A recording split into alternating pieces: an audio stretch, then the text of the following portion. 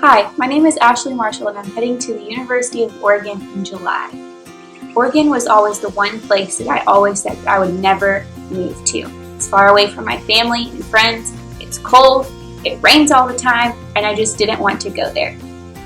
Never tell God that you don't want to go somewhere, because in my experience, it always ends up being the place that God calls you to.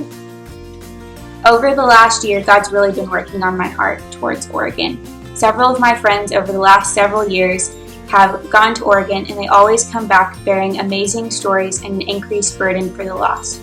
So I knew all the stories and all the statistics about what Christianity in the Northwest was like, but it wasn't until I went for myself that God really broke my heart for Oregon.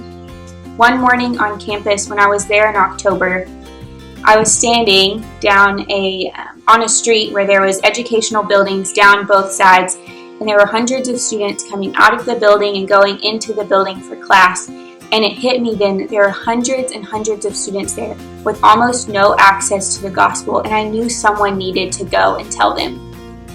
And I realized that I couldn't expect someone else to go if I wasn't willing to go myself. And so God, in that moment, called me to Oregon to go and share the gospel to those who didn't know Him. The last 2 years, I've been working at the BSM in Commerce, and I preach this to my students all the time. We must live open-handedly with our lives because they don't belong to us anyways. They were purchased by Jesus on the cross. So as I prepare to move, I'm excited to be used. I'm consistently amazed and humbled by the fact that God chooses to use me. If He can use me, He can surely use you too.